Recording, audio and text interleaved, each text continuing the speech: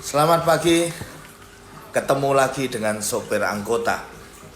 Sedikit menyikapi tentang carok yang ada di Madura, yang terkenal dengan angkling dharmanya Madura. Salam sadaja taretan Madura. Kaula orang Madura Sumenep. Menyikapi tentang terjadinya carok di Bangkalan, ya. Banyak yang selisih pendapat, apakah ini pembunuhan berencana atau perkelahian tanding. Saya akan pisahkan atau pilahkan. Mungkin nanti ke penyidik hati-hati ya, kalau melakukan penyidikan Anda harus bisa membedakan mana pembunuhan berencana dan mana perkelahian tanding. Di mana jika terjadi pembunuhan atau kasus carok Madura itu masuk dalam kategori pembunuhan berencana, maka pasalnya 340 ya. Seorang pelaku, saya sebut nama Hasan, dia tidak merencanakan pembunuhan itu. Dia duduk di tepi jalan dan disapa, menyapa korban. Lalu korban emosi. Dia tidak merencanakan pembunuhan itu sebelumnya, maka tidak bisa dikategorikan pembunuhan berencana.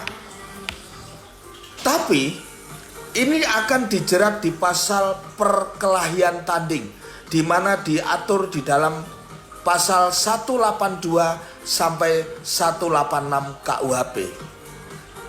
Saya jelaskan ya, mungkin buat teman-teman taretan Madura dan teman-teman dimanapun Anda berada. Apakah yang dikategorikan dengan perkelahian tanding? Ya, di dalam pasal 182 disebutkan, ya, barang siapa dengan sengaja menantang orang lain untuk perkelahian bebas dan menyuruh, memaksa orang itu untuk mau berkelahi, maka diancam dengan hukuman 9 bulan penjara. Nah, saat ini yang dilakukan oleh Hasan bukan pembunuhan berencana. Dia tidak merencanakan akan membunuh Mat Tanjar dan CS, ya. Enggak. Dia duduk di tepi jalan menyapa. Dek Aka, entara de maka, iya kan? Lalu Mat Tanjar, kalau menurut informasi ya yang saya dapatkan, emosi, merasa diremehkan sama Hasan. Akhirnya Mat Tanjar menantang, "Bak namoleh ngalak sadek marah carok ben engkok. Ayo mulia pulango, ambil celurit kita carok." Itu Mat Tanjar melakukan pelanggaran pasal 182 KUHP, menantang, memaksa untuk berkelahi tanding. Nah, sekarang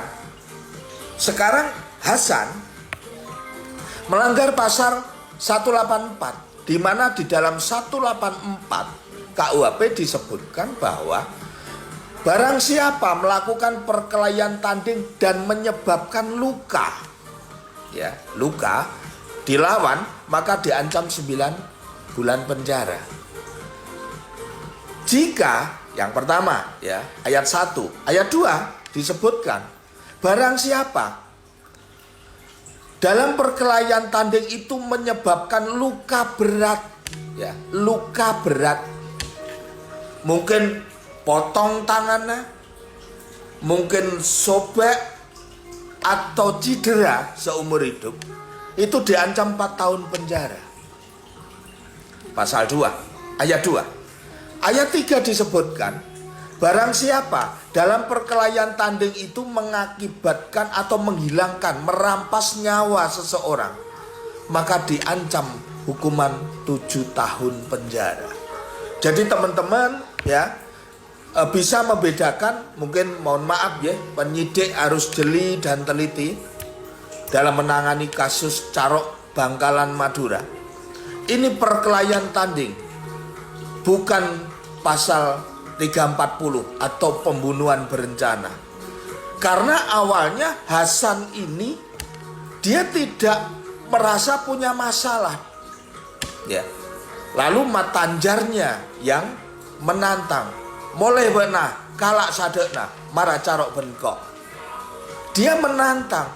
Akhirnya orang Madura, mohon maaf, saya juga orang Madura, yang mempunyai image dan prestis yang tinggi, menjunjung harga diri, demi harga diri, ditantang seperti itu. Pulanglah Hasan, ambil celurit. Lalu dia datang menghampiri Matanjar dan mensapu bersih Matanjar CS hingga menghilangkan nyawa.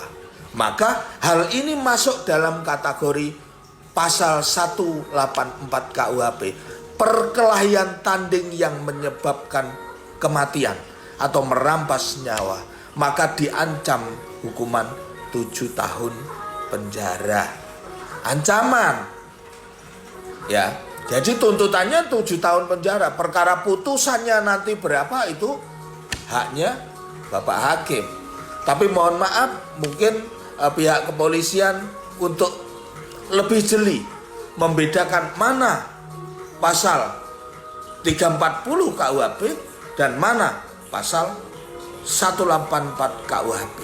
Kalau menurut saya pribadi, pandangan saya, Hasan ini masuk dalam kategori 184 KUHP karena perkelahian tanding. Jadi saran saya, salam sejahtera semua bagi Taretan Madura, ya.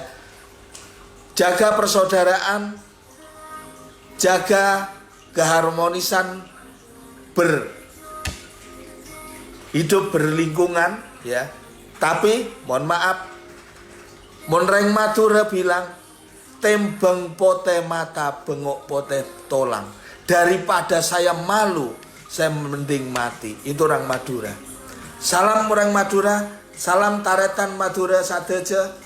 Nyona ngapora mek engkok beda katase kurang pas, kurang nyaman. Ati tan Taretan Madura.